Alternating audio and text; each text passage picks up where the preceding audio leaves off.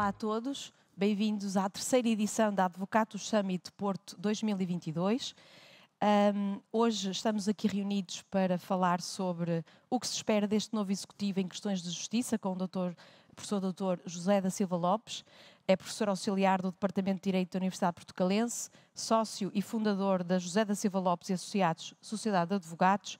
E, Soutor, o que lhe questiono e começo por perguntar é o seguinte: sabendo que ontem, e portanto não poderíamos estar mais em cima do acontecimento, que ontem o Ministro das Finanças entregou o Orçamento de Estado, ou a proposta de Orçamento de Estado de 2023, ao Sr. Presidente da Assembleia da República, cuja votação final global ocorrerá previsivelmente em 25 de novembro, nós ficamos a saber que desde há 13 anos para cá, que o Orçamento da Justiça não tinha tanta verba disponível como agora.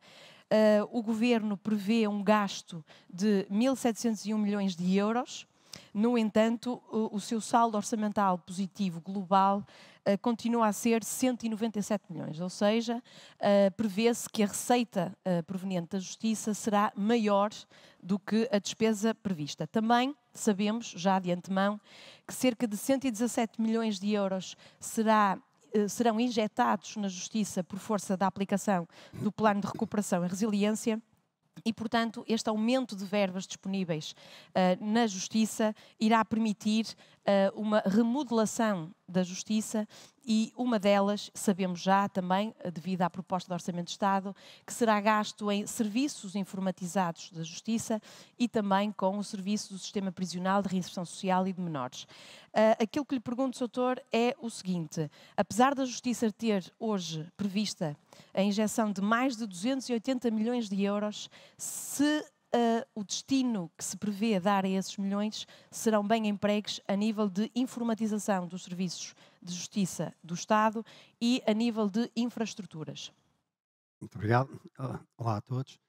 Eh, Esse é um grande dado recente, que é o maior investimento na justiça por parte do governo, e isso está contemplado no Orçamento de Estado.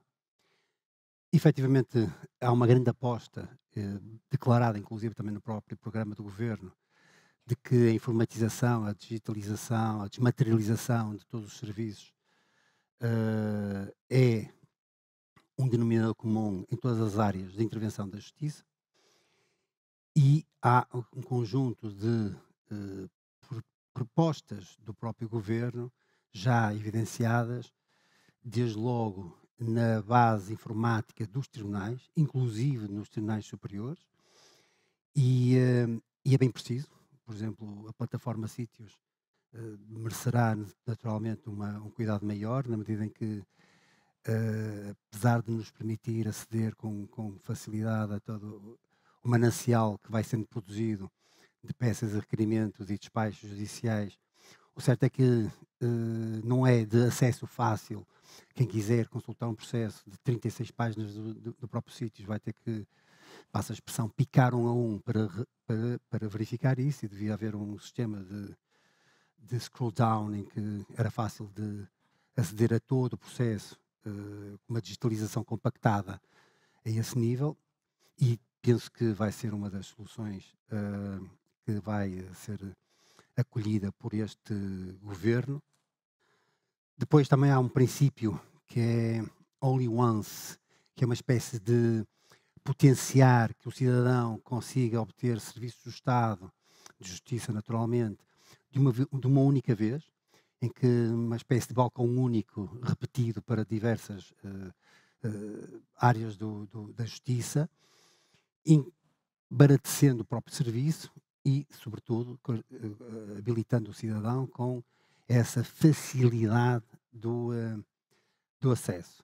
Naturalmente que, a acoplar a essa facilidade, deveria haver um cuidado, isso por certo haverá, de especificar mais com checklists aquilo que um cidadão necessita de ter, recolher e observar para obter o resultado que pretende. A burocracia existe em todos os Estados, naturalmente, porque a burocracia também é garantística da própria fiabilidade do sistema. O que muitas das vezes a burocracia se torna penosa é quando a mesma não é pré-adquirida numa única vez pelo cidadão. E isso o Governo, com este princípio de all in one, está justamente a querer eliminar essa mesma questão. Depois há outras questões, como, por exemplo, devia haver uma base de dados dos intérpretes, e todos os tribunais deviam ter uma base de dados de intérpretes, para que não fossem as partes a procurar esses mesmos intérpretes e, portanto, facilitava quando existem cidadãos estrangeiros, e cada vez mais nós estamos nessa senda de ter muitos estrangeiros a trabalhar, e felizmente com grandes investimentos no país, e particularmente aqui no Porto, que está a tornar uma hub tecnológica europeia, e necessariamente isso vai gerar questões processuais e de litígio, e que vai ser necessário recorrer a essa base de dados, porventura. Isto é só um exemplo. Porque o Governo também tem aqui acoplado uma outra ideia que me parece de salutar, que é simplificar procedimentos, não só ao nível administrativo, mas também judiciário.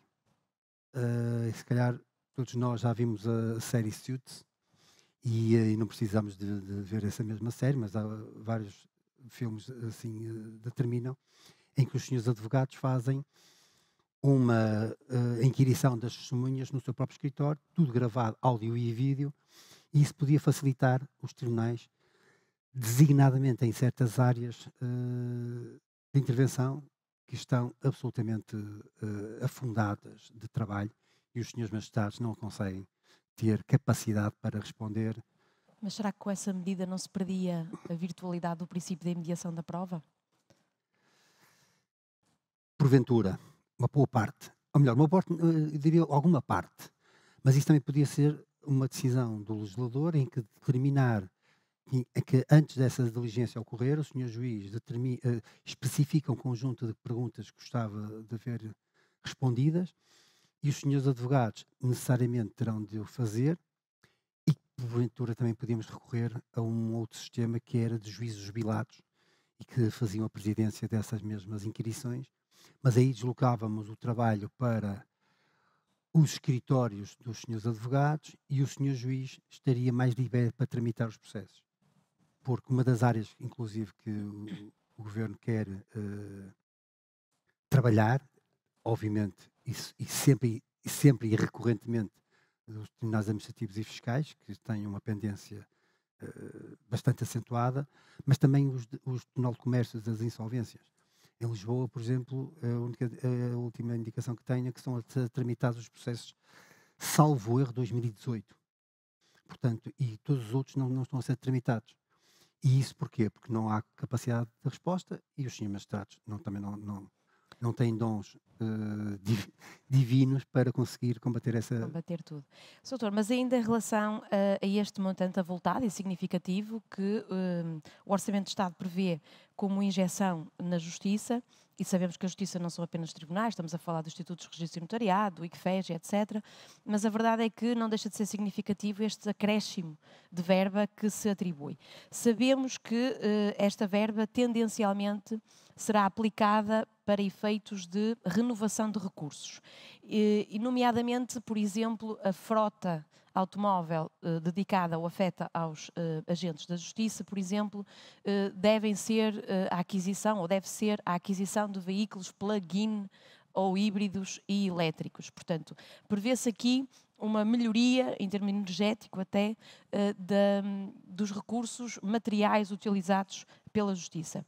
O que lhe pergunto é, e o serviço pessoal, ou seja, esta verba não deveria também ser alocada, por exemplo, para a contratação de mais funcionários judiciais? Sabemos que a carreira estagnou, sabemos que existem muito poucos funcionários judiciais para o volume de trabalho. Não acha que poderia ser uma boa medida? Sem dúvida. O Governo vai fazer vai ser um investimento em pessoal, designadamente na Polícia Judiciária, com a contratação de novos inspectores, concretamente para reforçar o Departamento de Cibersegurança e a parte dos crimes económicos levados a cabo por via informática. Os funcionários judiciais é decididamente um tema que merece, da parte do Governo, alguma atenção, uma vez que é sabido por todos os operadores judiciais que a falta de funcionários está evidente, e a tramitação desses mesmos processos, apesar dos senhores magistrados também deverem aumentar em número. O certo é que os funcionários são poucos para a tramitação que se verifica. Chega ao ponto de, muitas das vezes, tentar-se ligar para certos tribunais e não termos qualquer ligação. Porquê? Porque os seus funcionários das duas uma estão a tramitar os processos ou estão a atender telefones, mas o atendimento telefónico também muitas vezes até podia ser agilizador de alguns procedimentos. O certo é que não há esses funcionários e é preciso reforçar esse quadro de funcionários judiciais. O Soutor tocou num ponto fundamental, foi a PJ, a Polícia Judiciária, e efetivamente há uma grande verba deste montante que está destinado à modernização tecnológica da Polícia Judiciária, não só em termos de recursos, mas também em termos de metodologia de recolha de prova. O Soutor tem alguma crítica a fazer ou alguma sugestão de melhoria sobre esta modernização dos sistemas de recolha de prova? Onde é que ela falhava? Quais eram os principais perigos? A prova tornar-se inválida porque não foi recolhida atempadamente? De que forma é que esta modernização dos sistemas de recolha de prova pode ser auxiliadora de uma celeridade maior processual, nomeadamente a nível penal? Por partes. Qualquer legislação que disponha sobre base de dados e sobre tratamento de dados sensíveis, como a nossa geolocalização, como as nossas comunicações, deve ser primeiramente alvo de um estudo profundo do ponto de vista de direito constitucional.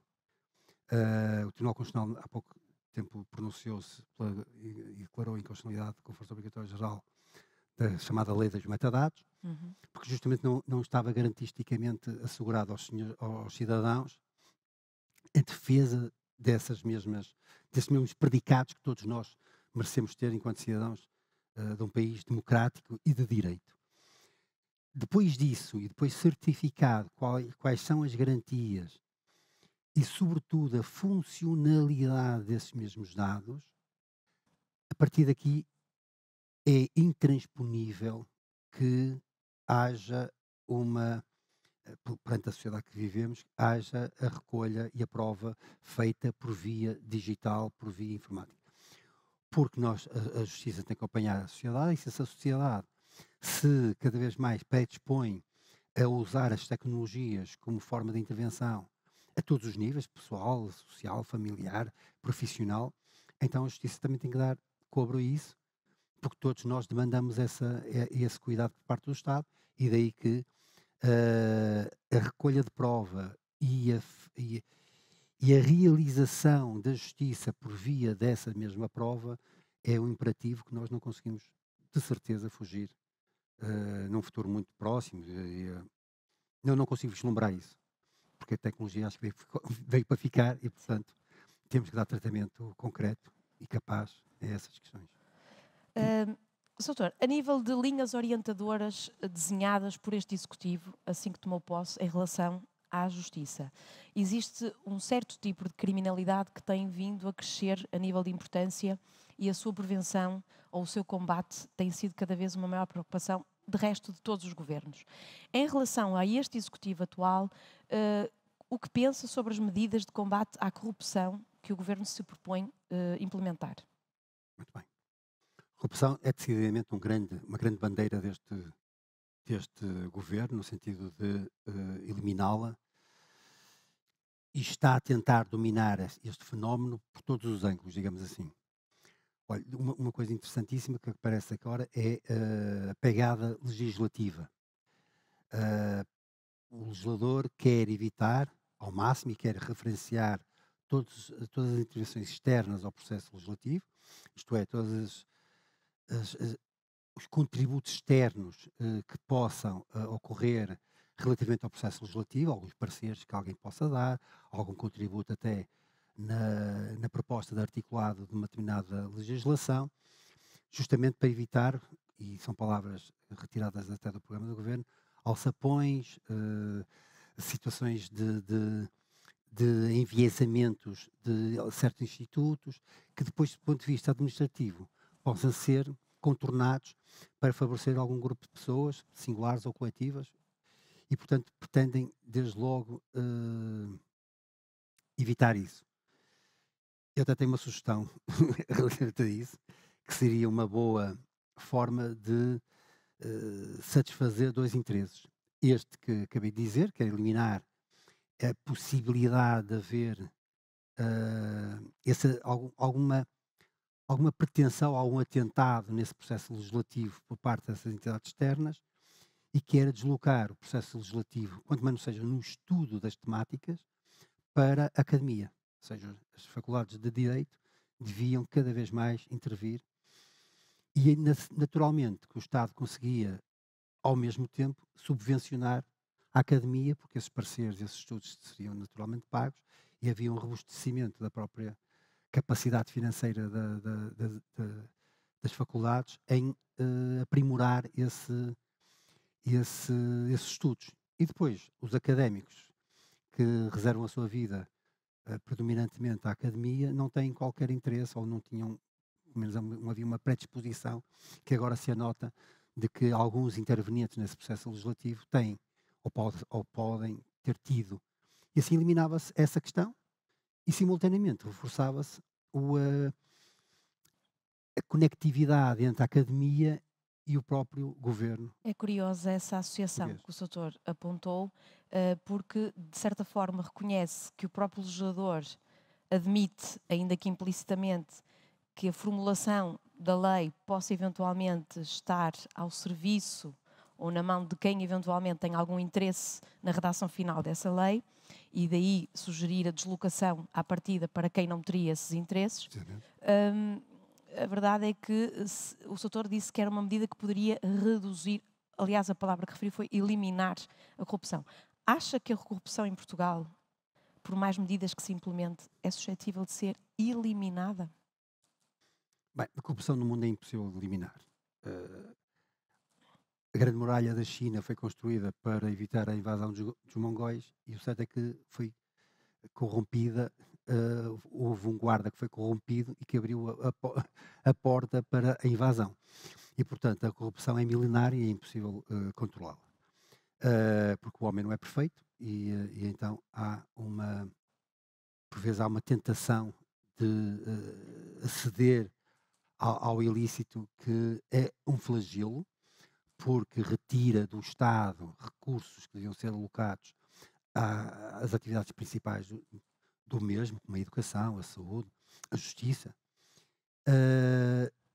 e corrompe também a sociedade, na medida em que quem se socorre dessas medidas não pugna pela idoneidade dos seus atos e, sobretudo, pela correta atuação em sociedade, e isto contamina inclusive gerações vindouras, porque há uma certa desconfiança que eu não preciso ser correto, basta que eu me socorra de subterfúgios, como a corrupção é um deles. Aqui o governo tem algum cuidado também na corrupção, vai reforçar, e aí há aqui uma mescla, que é reforçar a capacidade da Polícia Judiciária em verificar essa questão da corrupção por via informática, porque isso há muita forma de se operar e se concretizar a corrupção, e a informática é um dos recursos que se socorrem esses criminosos, que a palavra é mesmo esta, e portanto há aqui uma preocupação. Mas deixa-me dar uma nota: a nossa Polícia Judiciária é muito proficiente a este nível. Na Europa, há um caso muito curto. A Polícia Judiciária faz um conjunto de diligências, até muitas vezes no phishing, por exemplo, faz um conjunto de diligências para detectar, ou melhor, para tentar conseguir detectar quem perpetrou tal ato. Certas polícias de investigação europeias não fazem isso. Muitas vezes as cartas rogatórias vão para o estrangeiro e a polícia limita-se a ir 2 vezes ao sítio onde foi detectado o IP de quem perpetrou o ato, e, não encontrando ninguém, faz um relatório de um certificado negativo de citação ou de encontro dessa pessoa, e, portanto, já está resolvido para as autoridades policiais estrangeiras esta situação. E a Polícia Portuguesa não. A Polícia Portuguesa tem esta preocupação de tentar investigar e e tentar descobrir mesmo quem são os perpetradores. Então, não tem recursos humanos, naturalmente, e não tem recursos também tecnológicos. Ora bem, o Governo agora quer tentar implementar mais esses recursos. A propósito disto, a nossa Polícia Judiciária, de facto, é muito boa e é reconhecida até a nível internacional.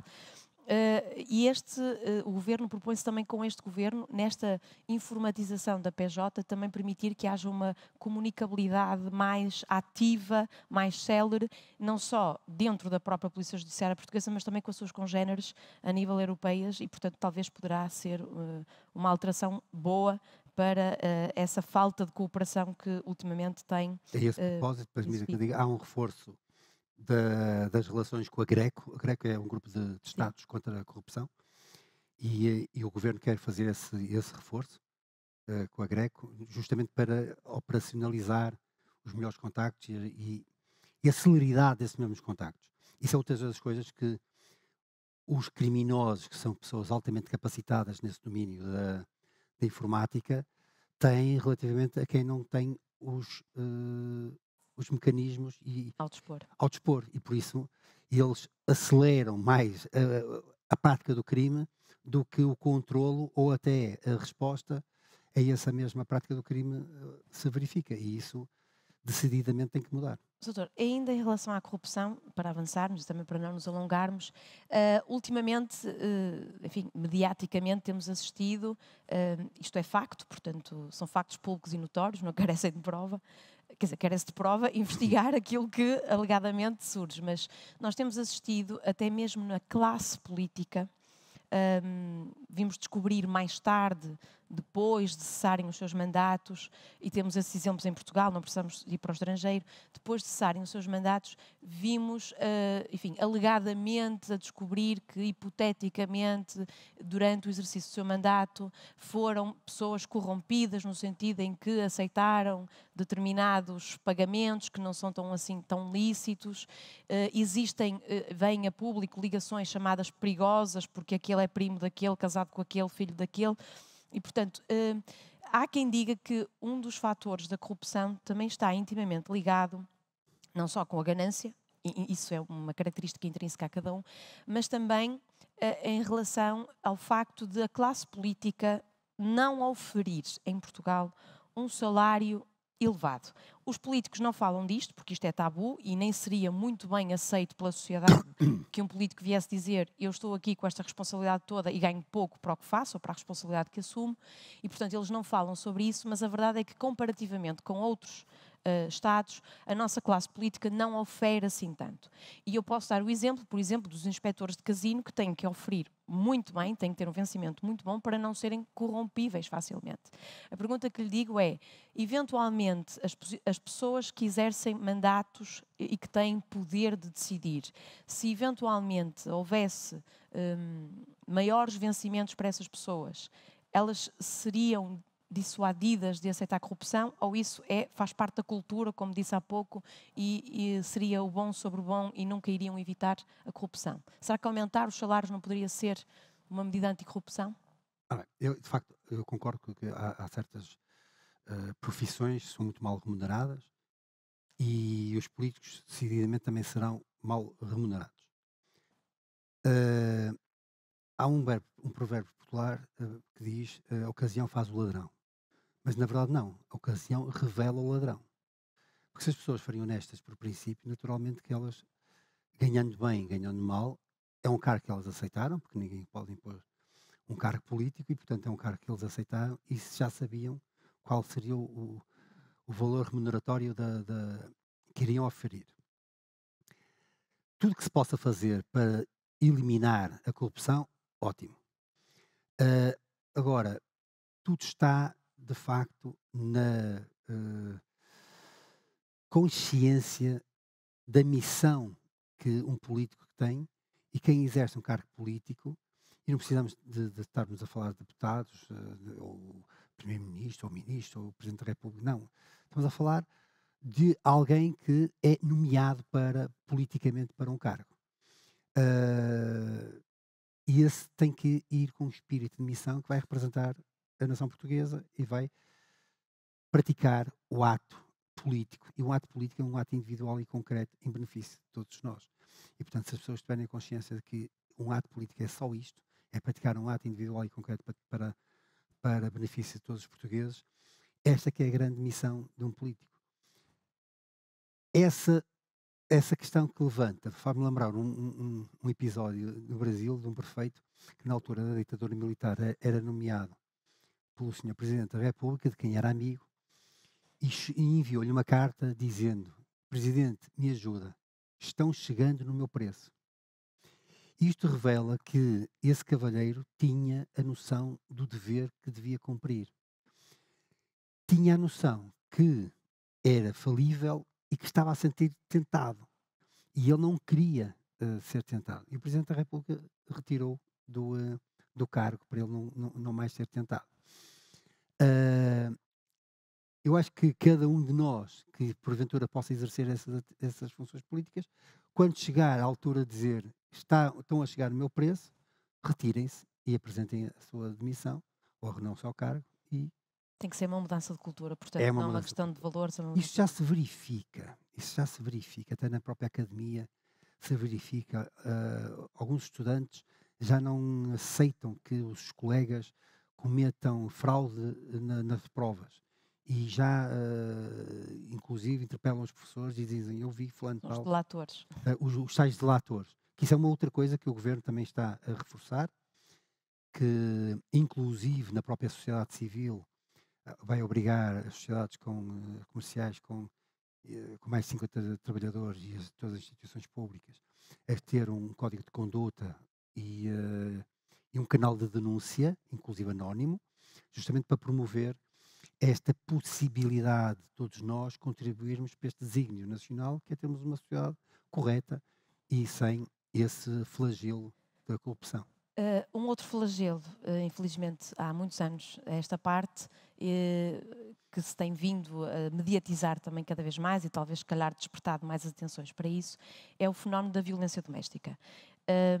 Muitas das vítimas queixam-se que não têm apoio, que fazem a queixa e depois não têm para onde ir, e portanto isso também é faltas de infraestruturas do governo para acolher as vítimas e torná-las seguras após a queixa. Pergunto se, em termos de infraestruturas, o governo prevê alguma coisa em relação à proteção das vítimas. Prevê. O governo quer reforçar decididamente toda a rede nacional de proteção da vítima e com especial incidência na violência doméstica, violência de género e muito, muito na prevenção dessa mesma violência, que é atingir a violência no namoro. Portanto, haver medidas de prevenção de violência no namoro. Porque esses episódios quase sempre se revelam numa fase embrionária, porque aí o agressor já tem esta propensão para a perpetração destes atos. E isso deve constituir um sinal de alarme e, portanto, o Governo quer fazer uma ação de pedagogia, mas também conseguir estabelecer na rede de proteção da vítima esses mecanismos de detectação desses fenómenos precocemente. Quanto ao resto, ou seja, quanto àquelas situações mais violentas e já mais presentes, decididamente é preciso aumentar.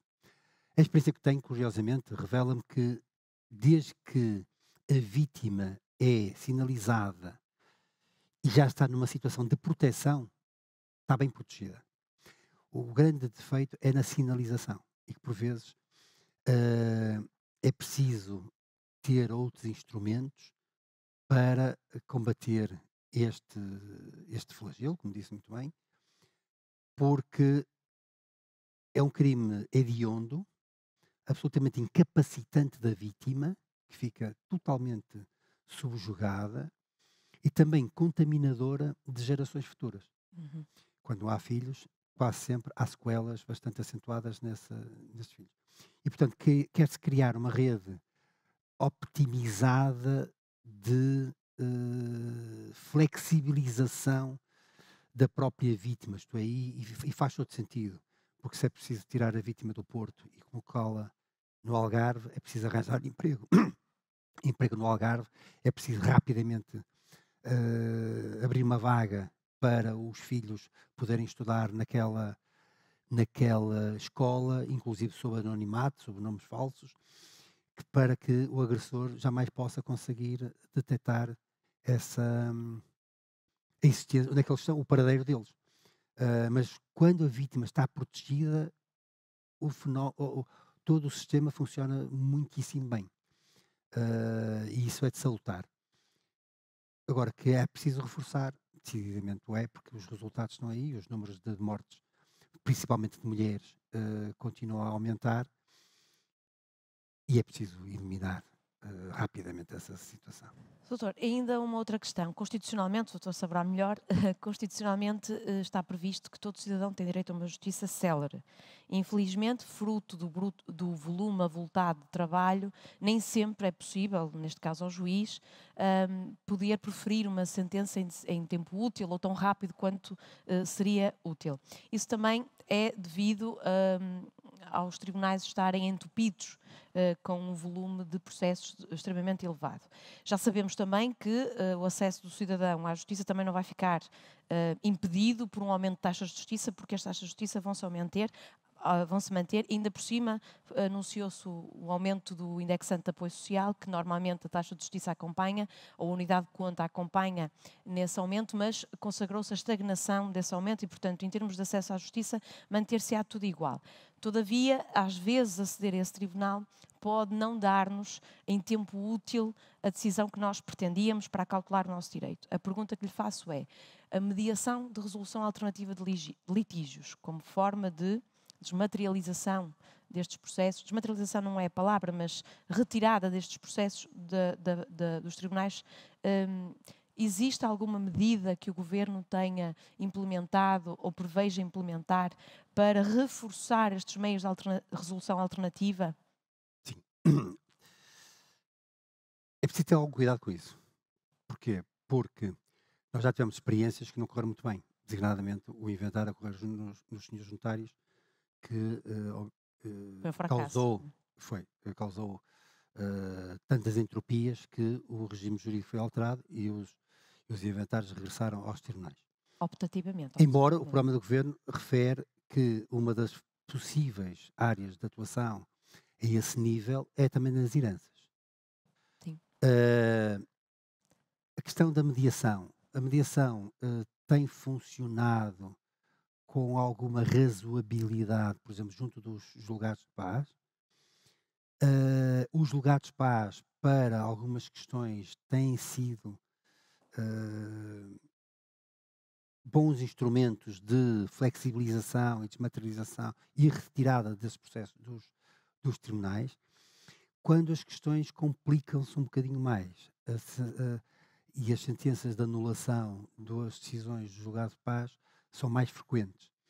E, portanto, é preciso aqui reforçar a formação dos senhores juízes de paz para estas questões mais complexas, porque a questão da vizinhança e dos condomínios mantém-se com o propósito de canalizá-las para os julgados de paz e, eventualmente, até especializá-los, a vez de julgados de paz especializados, precisamente para aumentar esta proficiência deles. Há aqui uma outra questão que o Governo coloca, que é também regular responsabilidades parentais nos julgados de paz ou em outros mecanismos alternativos de Mediação resolução de familiar. litígios. Sim.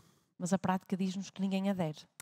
O que é que falta? Sobretudo, nos Estados Unidos, em 1950 ou 57, assim uma coisa, houve um advogado que se lembrou de fazer uma coisa diferente, que se chamou a advocacia colaborativa. E, por exemplo, que no Brasil é muito comum. Que basicamente é a existência de advogados que se declaram e fazem um contrato com as partes e que referem que não litigarão, nem eles, nem qualquer membro do seu escritório, com aquelas pessoas e sobre aquele caso. E com algum sucesso, porque as pessoas olham para os advogados e que podem colaborar outros advogados como uma forma de ainda simplificação. Quando vão para uma instituição com seja para mediação, seja para julgados de paz, não deixa de haver um reconhecimento que é o Estado a intervir. E por isso é que eu acho que não resulta muito bem a mediação. Os julgados de paz já resulta melhor por causa das custas, porque é muito mais barato.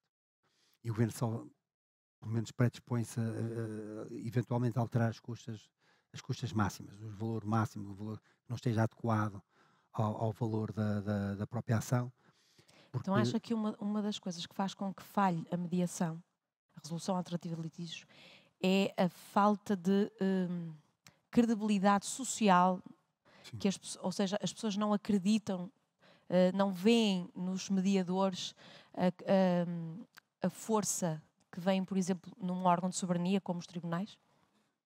sim, sem dúvida, sem dúvida. Depois há outra questão que é, por vezes, o Estado também tem que educar com mecanismos, naturalmente, mecanismos legais. Por exemplo, a insolvência, que é um dos também e das cobranças de dívida, que é um dos cuidados que o governo se predispõe a ter neste mandato. Era possível eliminar muita pendência se houvesse uma maior predisposição dos credores em negociar extrajudicialmente. Os mecanismos da lei estão. Há a possibilidade de fazer um acordo de credores. Uhum.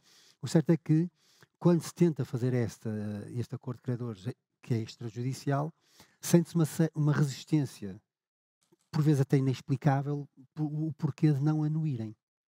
Porque também estas pessoas coletivas não têm essa vocação para o efeito.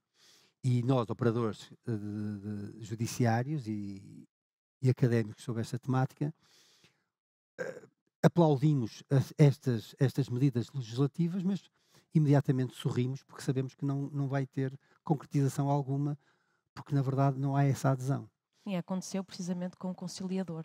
Precisamente. Agora, é preciso criar mecanismos designadamente sancionatórios para quem injustificadamente não adere a um acordo deste, ou um mecanismo extrajudicial que é de louvar e que está altamente apetrechado para concretizar um resultado que iria eliminar, porventura, um processo no tribunal. E por isso, isto é que o governo tem que, se quer eliminar a pendência nos tribunais, deverá também, naturalmente, entre outras, mas também decidir estas questões e levar a cabo esta pedagogia que por vezes não deixa de ser sancionatória, ou ter que recorrer a sanções, mas Temos que voltar ao Estado paternalista nesse caso, não é? é um pouco, é um pouco. Temos que voltar. Há sempre perigo, mas às vezes tem que ser. Doutor, só para terminar, numa visão global, considerando todas as propostas do Orçamento de Estado, considerando todos os propósitos, as linhas orientadoras deste Executivo para a Justiça, na sua ótica, olhando para todas elas, há alguma medida, algum fator que tenha sido descurado, que o legislador, desculpe, que o Executivo não tenha tomado posição, que tenha se esquecido deliberadamente ou não, mas que fosse útil abordar? Não, sinceramente não. Eu acho que o relatório do doente está bem feito. De facto, estes são os grandes flagelos que nós temos.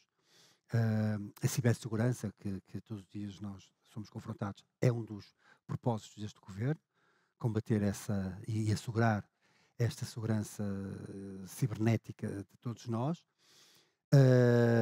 e principalmente das próprias instituições do Estado. Tem um propósito de levar, portanto, de até criar uma linguagem naturalística para todos os cidadãos conseguirem perceber aquilo que a Justiça vai decidindo. Inclusive vai promover a existência de estatística, não só dos dos assuntos tratados em tribunal, do tempo médio de resolução e dos resultados que essas questões têm tido em termos de maioria decisória. Para quê? Também com essa perspectiva de pedagogia, que o cidadão, perante uma situação daquelas, diz, olha bem, predominantemente os tribunais têm decidido desta forma e há esta estatística que diz isto, e portanto se a minha questão não cai aqui na positividade desta estatística, se calhar não vou litigar, porque é mais propenso a perder a ação do que a ganhá-la, e por isso Isso é quase cair numa precedência da jurisprudência. é um pouco, mas ao mesmo tempo, apelar aos cidadãos também este comprometimento com os resultados da própria justiça. Porque nós sabemos que há pessoas que são litigantes quase profissionais e que há uma ignorância, muitas das vezes, dos direitos que a ordem jurídica lhes assiste e, e então podem ter esse ímpeto de litigância e o Governo quer eliminar essas questões. Não falamos de uma coisa importante que o Governo aí também dedica o seu cuidado, que é, e agora até com exponencial relevo, na medida em que o Estado português foi agora condenado no Tribunal Europeu dos Direitos do Homem por causa das instalações dos estabelecimentos prisionais. Há uma aposta na renovação dessas infraestruturas, sobretudo a 299 criação de milhões. novas cadeias, e também um cuidado grande com a saúde dos presos, designadamente de saúde mental, que é um flagelo também dentro das próprias cadeias, e o Governo está com essa questão muito premente. Depois o Simplex é uma outra continuidade, e de facto eu aconselho todos a irem à página do Simplex e ver várias medidas. Uma delas também inclusive já concretizada, ainda que em regime piloto, que é a propósito dos registros, que é o BUPI, Sim. que já está a ser cadastrado em termos georreferenciais os imóveis, e pensa-se que com esse registro poderá, designadamente de marcações, reivindicações, poderem ser eliminadas dos tribunais, porque as pessoas já conseguirão Ou verificar. disputá-las. Ou disputadas, mas mesmo que haja essa disputação, essa disputa, o que é que vai acontecer? Vai haver, são dores de crescimento. Ou seja, nós conseguimos corrigir o sistema, naturalmente vai haver agora esses efeitos dessa correção.